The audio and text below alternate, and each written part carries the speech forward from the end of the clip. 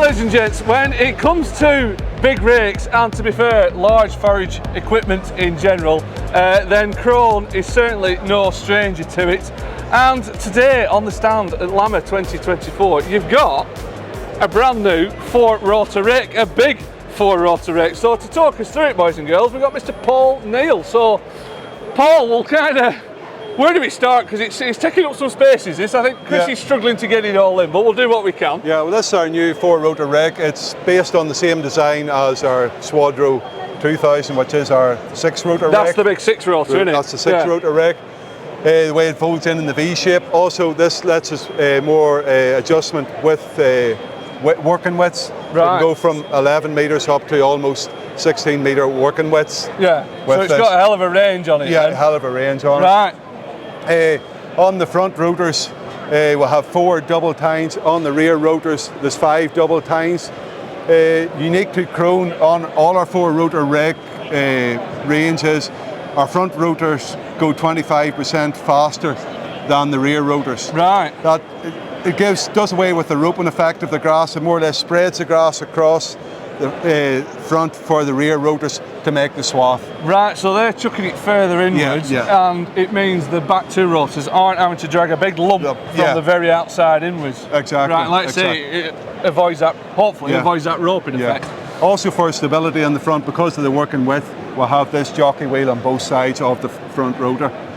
I was going to say, because it takes some lifting, this thing. yeah, well, the machine itself, on laden weight, is 8 tonne, so it is a serious bit of kit. I was going to say, and we were talking about just before that big working width. Where's all that? Is it coming from this arm here, or is it a bit of that movement as well? A bit of both.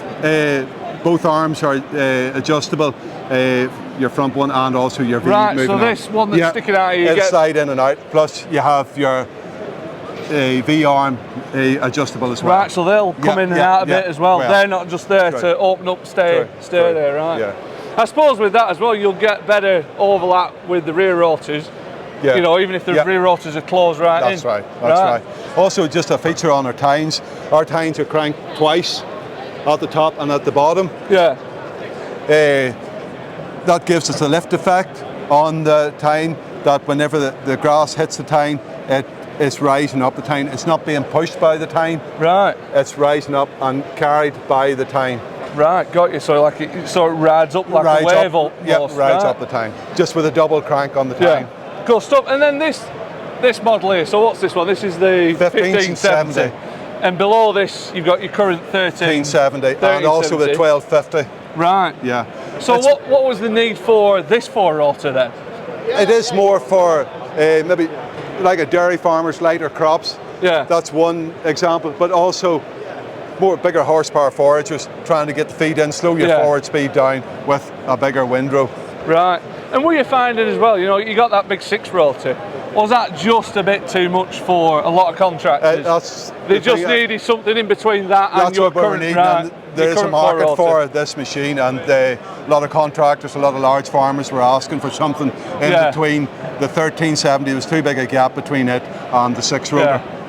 They were like, KRONE, come on, can you just help us out here? We just need something not quite that big and not quite that small. It's like, right, we need this. So this is the answer then. Yeah, well, we hope so. Right. We hope so. And with that, you know, with it being a four-rotor and with that big working range, will it have a working range sort of bigger than most four-rotors? Because they can be quite limited sometimes. Yeah. In their range. Our 1370 actually doesn't come in as narrow as this 1570. Really? Yeah, so that's a unique feature, just with the same design as our V-shape for the six-rotor. Right, so that overall working width, this can come down narrower than the 1370. Yeah. Right. Yeah. So it is, you know, varied working range. Really and it also gives a contractor that instead of have maybe 2 rakes, a four-rotor, and then for some of the smaller jobs, the four-rotor and a two-rotor. Yeah. This four-rotor can kill 2 birds with 1 stone. It's hopefully going to be a bit more all-rounder. Yeah. And like I say, I suppose that saves buying 2 machines then. You can put it all towards this one. That's it. That's it. Everything's adjustable from your cab, all your rotor height. Yeah. And it's all load sensing, isobus controlled. Right. You have your 6 rotor wheels, your tandem axles on the back, and your front steering ones. Yeah. That's the same on the front rotors as well? Same as the front rotor. Right, got you. And are diameters the same, or is it a bit bigger on the front? You know, they're both the same. It's just the difference in the numbers. The numbers of tines. Yeah, because that obviously the back one there. It's taking bigger volume of the grass. That's it, exactly. Sound, and then obviously it's a big machine to control, isn't it? You know, there's a bit going on really. There's a bit to keep an eye on. Yeah.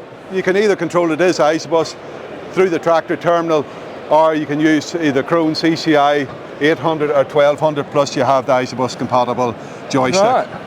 So you got a few options in terms of controls. Yeah, and also you also have the option of section control that will in points and fields that it will control and lift the rotor out as it moves into the narrower bits. Right, so basically like a sprayer. Yeah. You come into an area that's already been worked. Right. That rotor, or the one that first gets to that area, will lift. Yeah. And then when the next one gets to it, that'll start lifting. And obviously, same again coming back in, does it? And also, just even control it manually, you can lift every rotor individually, and also control the height of every rotor individually. Right. So you got all that through here. Yeah. And like I say, you could either run it through a tractor's Isobus terminal, and probably, if it is capable, you can assign those functions to its joystick or whatever. Exactly. But you've got your own joystick as well.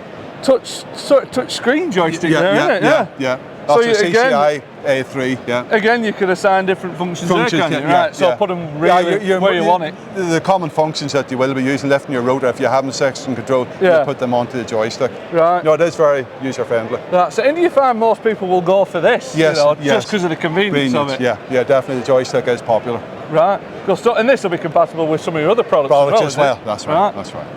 Spot on. Well, Paul, it's fair rake, isn't it? Yeah, it is. It's a lovely kit. Have you got any sold in the UK yet, or Ireland? No, that's just a new machine in. But I'm going to say because it's brand new, isn't it? Yeah, so I hope to get a few out this year and get demos done. Yeah. But there is a lot of interest in it between contractors and large farmers. Spot on. Well, give us a call. We'll come and have a look, as always. I will do. You're more than welcome, James. That'd be cracking. Yeah. I'd say leave it with us, but I'm not sure if cameraman Chris is safe with this. But anyway. No? Yeah? No? 2 chances. Paul, thank you very much for your time. It's absolutely spot on that. Right, cheers. All the best.